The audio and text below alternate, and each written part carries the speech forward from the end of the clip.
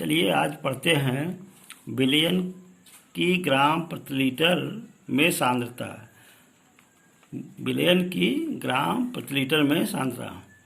विलयन के 1 लीटर में विलीन विलेय के ग्रामों की संख्या विलयन की ग्राम प्रति लीटर सांद्रता कहलाती है।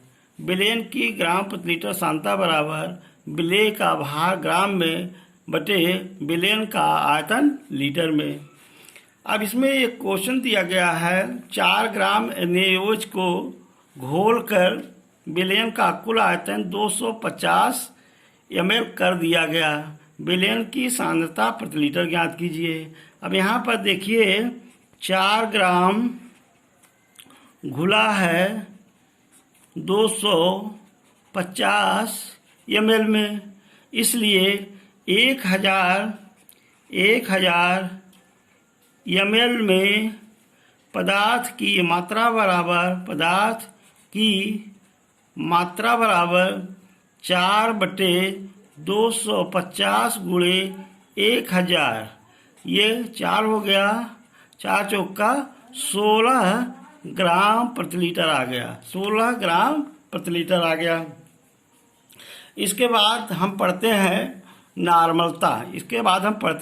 नॉर्मलता। लेकिन नॉर्मलता पढ़ने से पहले हमको जो है तुल्यांकी भार के बारे में ज्ञान होना आवश्यक है।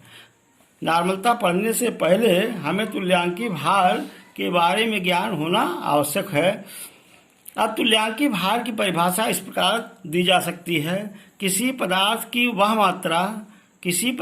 वह मात्रा जो हाइड्रोजन के 1 भाग तथा हाइड्रोजन के 8 भाग और क्लोरीन के 35.5 भाग से संयोग करता है, तुल्यांकी भार कहलाता है। अब तुल्यांकी भार निकालने की बहुत सारी विधियां हैं। जैसे इसमें एक उदाहरण हम आपको दे रहे हैं, H2O। इसमें आप देखिए हाइड्रोजन जो है 2 भाग है और ऑक्सीजन 16 भाग है। अब इसको अगर हम काट दें तो ये आता है 1:8। यानी जो है हाइड्रोजन का तुल्यांकी भार 1 होता है और ऑक्सीजन का 8 होता है। इसी प्रकार हम HCl ले लें। HCl तो हाइड्रोजन का होता है 1, क्लोरीन का होता है 35.5। तो इसमें जो है हाइड्रोजन और क्लोरीन का तुल्यांकी भार क्रमशः 1 और 35.5 होता है। इसी प्रकार जो है अन्य का भी निकाला जाता है। और अम्ल तथा क्षार और लवण का तुल्यांकी भार निकालने की जो है अलग विधि है। उसमें जो है एक हम चार्ट बनाते हैं। जैसे हम अम्ल लेते हैं, एक तरफ अम्ल हो गया, अणुभार हो गया, क्षारकता हो गया, तुल्यांकी भार हो गया।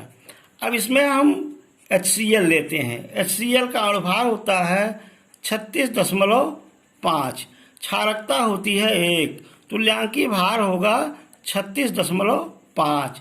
इसी प्रकार हम H2SO4 लेते हैं। H2SO4 इसका होता है 98 होता है अणुभार, क्षारकता होती है 2 और जो है इसका हो जाएगा 49। इस तरह जो है हम और भी एसिटिक अम्ल है CH3COOH एसिटिक अम्ल है, इसका अणुभार हो जाता है 12, 3, 15 और 12, 27 और 27, 1, 28, 28 और 32, 60 हो गया 60। और इसकी क्षारकता होगी 1 और तुल्यांकी भार होगा 60। इस प्रकार हम किसी भी अम्ल के जो है निकाल सकते हैं। और इसी प्रकार जो है क्षार का भी तुल्यांकी भार निकाला जाता है। क्षार का तुल्यांकी भार निकालने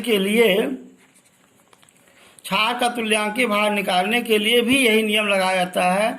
उसकी अम्लता होती है, क्षार की अम्लता होती है, अम्ल की क्षारकता होती है। जैसे NaOH है, NaOH इसका जो है अणुभार होता है 40, क्षारकता होती है 1, तुल्यांकीय भार होगा 40।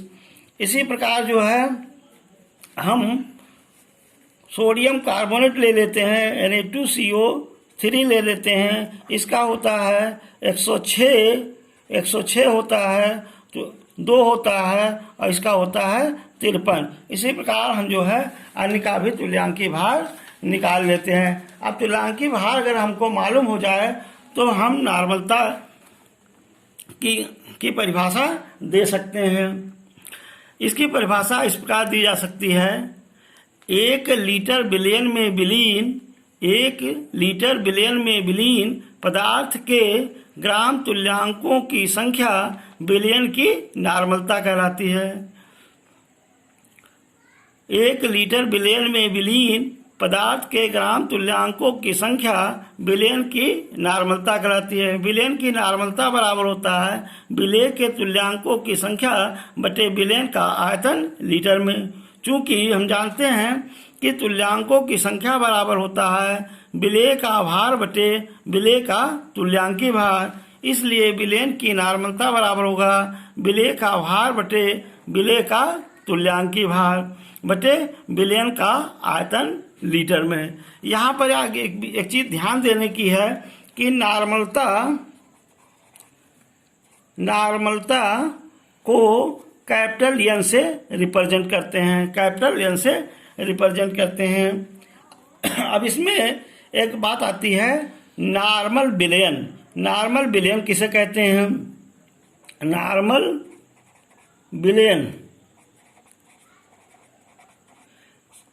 बिलियन का तात्पर्य होता है जब 1 लीटर बिलियन में किसी पदार्थ का 1 ग्राम तुल्यांक घुला होता है तो उसे हम नॉर्मल बिलियन कहते हैं।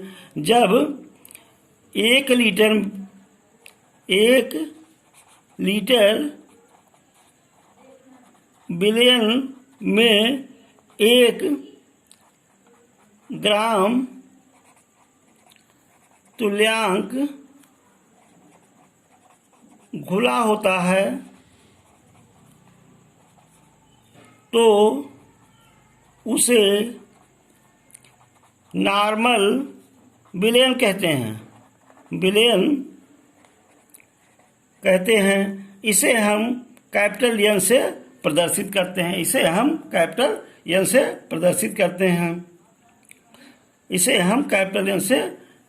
करते हैं। अब अगर किसी बिलियन में जो है आधा ग्राम तुल्यांक घुला हो तो उसे हम n/2 सॉल्यूशन कहते हैं। यदि 1/2 तुल्यांक घुला हो तो n/2 सॉल्यूशन कहते हैं। अगर 1/10 भाग घुला हो 1/10 भाग घुला हो तो उसे हम n/10 कहेंगे। इसी प्रकार अगर 100वां भाग घुला है तो n/100 कहेंगे। इस प्रकार जो है बिलियन को एक्सप्रेस किया जाता है नॉर्मलता के रूप में, n के रूप में डिवाइड किया जाता है, n/2 किया जाता है, n/5 किया जाता है, n/10 किया जाता है, n/20 किया जाता है, n/50 किया जाता है, n/100 किया जाता है। बस एक तुल्यांक का जितना भाग घुला होता है 1 लीटर में वही उसी रूप में उसको रिप्रेजेंट कर देते हैं।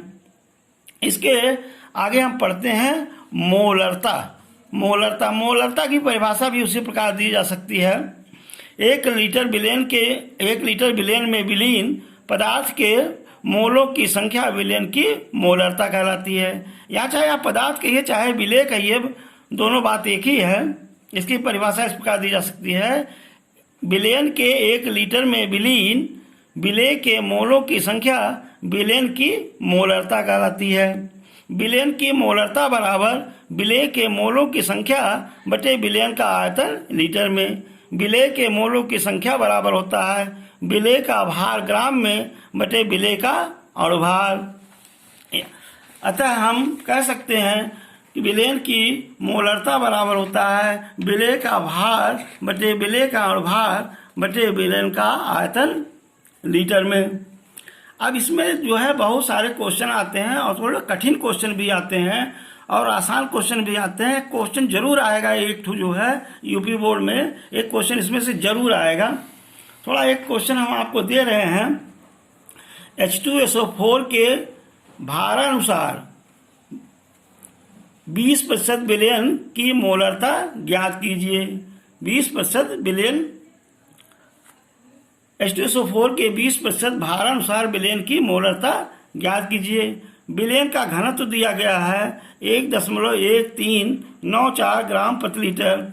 यहाँ पर हाइड्रोजन का बराबर 1 है अणुभार और ऑक्सीजन का 16 है, सल्फर का 32 है।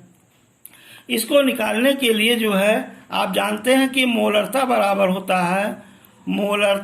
होता है पदार्थ के मोलों की संख्या यानी H2SO4 के मोलों की संख्या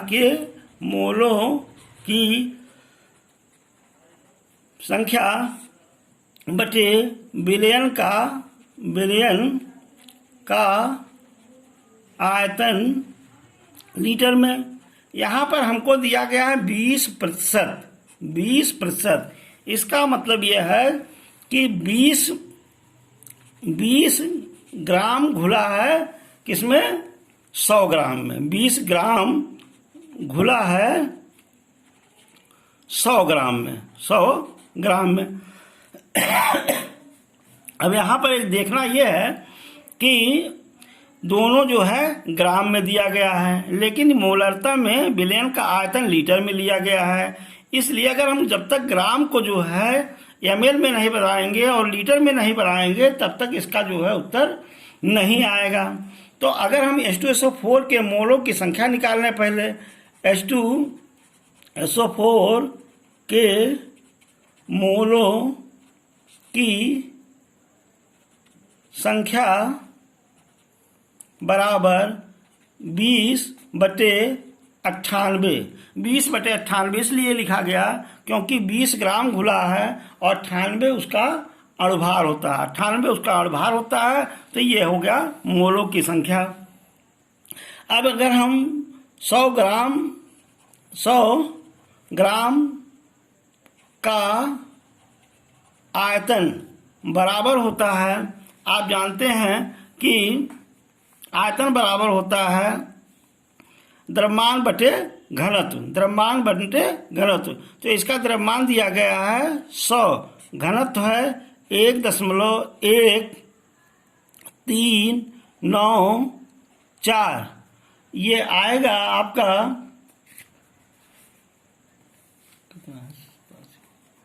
87.76। अब अगर हम इसको लीटर में बनाएं इतना ml आएगा तो 87.76 ml बराबर हो जाएगा 87.76 बटे 1000। तो ये आपका आ गया 87.76 गुणे 10⁻³ लीटर। अब ये आपका आ गया लीटर में। अब इन दोनों मानों को अगर हम इस समीकरण में रख दें तो उत्तर आ जाएगा। अतः विलयन की मोलरता बराबर 20/98/87.76 गुणे 10⁻³ ये बराबर आ जाएगा आपका 2.32 मोल प्रति लीटर। ये आपका हुआ आंसर। समझ में आया?